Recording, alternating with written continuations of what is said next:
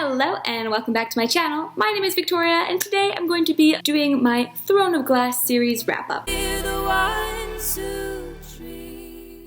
So as I'm sure you know, Kingdom of Ash came out 2 weeks ago now and concluded the Throne of Glass series, which began in 2012 and took us on a journey of 6 years to the present day. I have read all of these books and have been part of the fandom pretty much since the beginning. I was not one of those online people that read Throne of Glass when Sarah was posting it on Fiction Press, but I found Throne of Glass, this hardcover, hence why it's different, right after it came out in 2012. So that's a bit of my history with Throne of Glass, and now I'm going to get into a little bit of a discussion about the series as a whole and my overall thoughts. There will be a spoiler section, but I will cue you when that happens, so as of right now, even if you haven't read all of these books, you're safe to stay. First of all, my definitive ranking of the series from worst to greatest. Number 8, Throne of Glass. Number 7, Empire of Storms. Number 6, The Assassin's Blade. Number 5, Crown of Midnight. Number 4, Queen of Shadows. And in third place, Tower of Dawn. Bet you weren't expecting that. And the runner-up for Best Book in the Throne of Glass series, Kingdom of Ash. And finally, the Best Book in the Throne of Glass series, and a mother-frickin' masterpiece, Heir of Fire. If you disagree with me, you are blatantly incorrect. Favorite character? Munan. Least favorite character? Adian. Favorite ship? Roaelin or Eliden Manon. And I'm not telling you which is canon, so no spoilers. Best thing about the series? The witches. Worst thing about the series? Its lack of diversity. Except for this book. Is this series worth reading? It depends. Do you like good books? Do you like high fantasy with dragons? Do you like a lot of sex? Then this series might be for you. That's it for the non-spoiler section, so if you have not read these books, I suggest you leave and come back. However, that said, I will not be giving any particular spoilers away for Kingdom of Ash, as it is still fairly new, so I'm going to give some of my thoughts on the series as a whole and how it ended, but I will not say anything specific, so if you want to stick around and you read all of them except for Kingdom of Ash, you are still safe to do so. However, if you haven't read anything up to Kingdom of Ash, then I suggest you leave now. Bye! Let's talk about Throne of Glass. Throne of Glass follows Celaena Sardothien, who is an enslaved assassin who is freed in order to take place in a competition to become the King's Champion / murderer. It's basically if Regina George entered a medieval Hunger Games. This is my least favorite in the series, as I'm sure you figured out. It is mildly entertaining, but the plot is not especially complicated, and Celaena does a lot of pouting. And a lot of the epicness of the battles are kind of set aside in favor of 2 romances, which kind of feel a bit forced, if I'm being perfectly honest. That said, it does introduce the epicness that is this series, so you can't really give it a miss if you want to enjoy the others. Next, I'm going to talk about The Assassin's Blade, even though technically this is not the sequel, this is the prequel, but now that we've established the premise of Throne of Glass, it tells us about her adventures as the world's greatest assassin and how she ended up in prison where she was at the beginning of this one. A lot of people like to give these a miss, but personally, I think they're really good. As I said, they were pretty high up on my list of books in the series, and they are very important for the whole series, and while you don't necessarily need to know them to read the series, there are tons of little details in this and characters which pop up later on, so I highly recommend giving this a read. Main things that stand out to me in this: Celaena's character is very different in this because this is obviously before a lot of her trauma occurs, and so it's really interesting to see how she progresses, and also Sam's death is absolutely tragic and stays with you the rest of the series. Crown of Midnight. Celaena has obviously won the competition to become King's Champion and is now the King's Champion. This book follows her struggle, trying to figure out who she really is and what she wants to fight for. I feel like this is when the series starts to get decent. Well, it's the second book, so really just the first one I didn't really like. Point being, I like this a lot more. I feel like we get a better sense of Celaena's character, and Chaol is preferable to Dorian in terms of the Celaena Sardothien romance. Honestly, I don't know why the Dorian romance was in there, since it lasted like 2 chapters and has no bearing on the overall plot. I think it would have been a lot better if Dorian and Celaena were just friends from the beginning, and that Sorsha was introduced earlier. If you don't know who Sorsha is, stay tuned. Now, let's talk about the reveal at the end of this book. I don't know about you guys, but I had no freaking idea. I know a lot of people were like, oh, it's so predictable. I knew she was the long-lost princess. I did not know that. I think I read this back in, I don't know, 2013, whenever it came out, and I remember coming home from school and just being like, okay, we'll get to the end. She's what? So yeah, I'm an idiot, but also I highly enjoyed that, and it definitely makes you want to keep reading the series. This book signals the end of the Kaolena, if that's how you say it, ship, and I think that's a good thing. I think their romance was cute in the beginning, but they really weren't right for each other, mainly signaled by the fact that Chaol was batshit scared of her for most of their relationship. Heir of Fire. This book, as I said, is a masterpiece. Celaena, recently revealed as Aelin, is sent to assassinate the king and queen of Wendlin, but instead finds herself being trained by Rowan, who is a Fae warrior who works for Queen Maeve of the Fae. At the end of Crown of Midnight, we found out that Celaena is actually Aelin, the lost princess of Terrasen, and is herself half Fae. In this book, we have Celaena's beautiful journey to accepting herself as Aelin again and deciding she really will fight for her kingdom and put aside the selfish assassin in favor of the selfless warrior queen. In this book, she experiences healing, helped along by her friendship with Rowan, and it's just so beautiful. We also get the introduction of Manon, who, as I said, is my favorite character in this whole series. At this point, we know her as the heir of the Blackbeak clan and a badass warrior witch. The witches are employed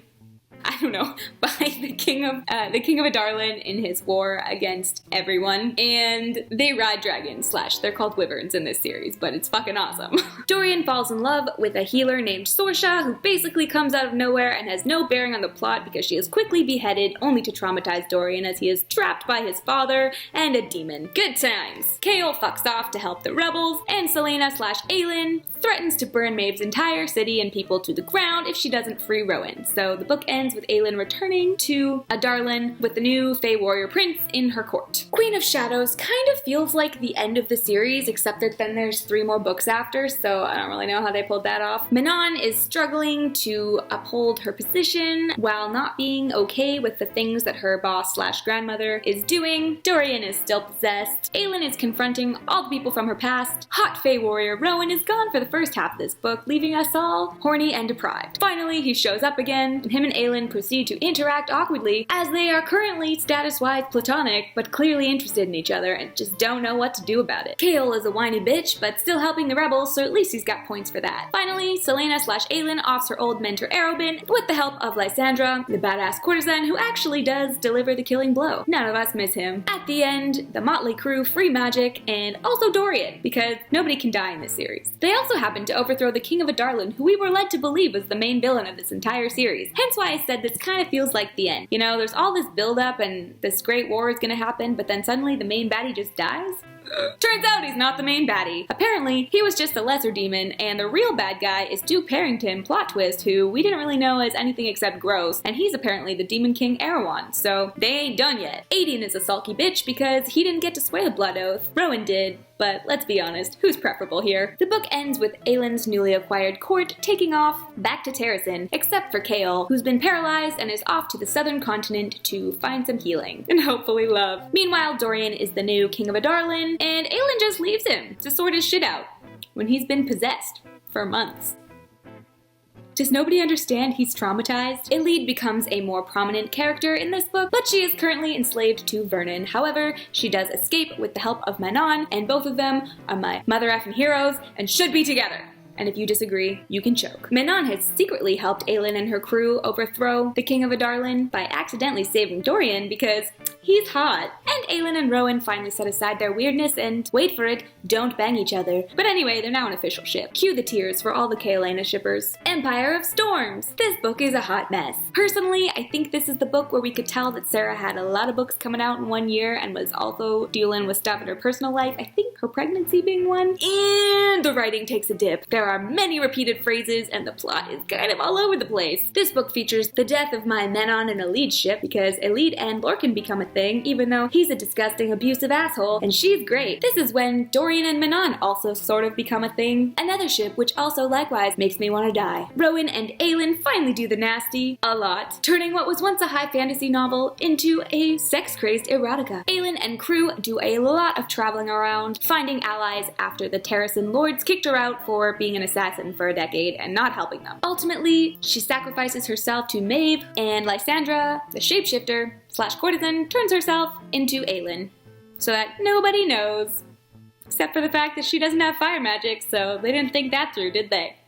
Chaol is nowhere to be found. I found Chaol! This book was intended to be a novella about Chaol's adventures in the South, but it turned into an entire novel, and it's fucking awesome. Tower of Dawn, the book none of us thought we would like, but all of us like best of all. This book exclusively follows Chaol, well, and Nezrin, but she was a side character until this book, so who the fuck is that? Only one of the greatest characters ever. Chaol and Nezrin, a sort of ship, head off together to the southern continent so that Chaol can be healed, and in typical Sarah J Maas fashion, the ship you had at the beginning is quickly sunk by her masterful cannons. Chaol meets Irene, the healer slash bartender from The Assassin's Blade.